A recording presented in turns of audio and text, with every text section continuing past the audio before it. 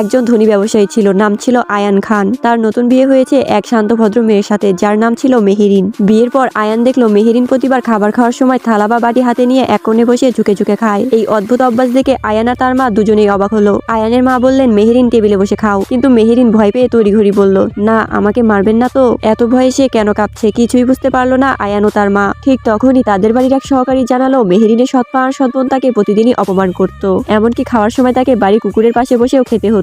এই কথা শুনে আয়ান রাগে দুঃখে কেঁপে উঠল। সে প্রতিজ্ঞা করলো, যারা মেহেরিনকে অপমান করেছে তাদের শাস্তি আমি দেবই। আয়ান নিজের হাতে মেহেরিনকে দিল সেই বিশেষ কঙ্কন, যা তার স্ত্রী হওয়ার প্রতীক।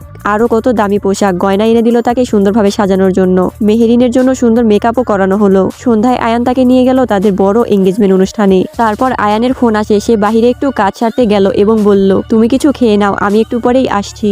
মেহেরিন কেকের একটি টুকরো মুখে তুলতেই হঠাৎ তার সৎবোন সানজিদা এসে তার হাত চেপে ধরলো। সানজিদা তাকে সোজা এক চড় মেরে চিৎকার করে বলল, তুই এখানে কি করছিস? তুই খুবই খারাপ। চারপাশে থাকা লোকেরা কেউই তাকে সাহায্য করলো না, বরং উল্টো হাসাহাসি করতে লাগলো। এ ধরনের মেয়ে আবার এমন অনুষ্ঠানে আসে নাকি? ভয়ে মেহেরিন ধীরে বলল, আমি আয়ানের মুঙ্গেতর। কিন্তু কেউ বিশ্বাস করলো না। সানজিদা আবার তাকে চড় মারলো। এতে মেহেরিনের হাত থেকে আয়ানের দেওয়া কঙ্কনটি মাটিতে পড়ে গেল। সবাই দেখলো এটা সেই বিশেষ কঙ্কন, কিন্তু সানজিদা ভাবলো মেহেরিন এটা চুরি করেছে। সে রাগে একটি মদের বোতল তুলে সরাসরি মেহেরিনের দিকে ছুঁড়ে মারলো। তারপর একজন ওয়েটারকে নির্দেশ দিল, এই মেয়েটাকে বাহিরে ফেলে দে, কুকুরের সঙ্গে গিয়ে থাকুক। ওয়েটার মেহেরিনকে টেনে বাহিরে নিয়ে যাচ্ছিল।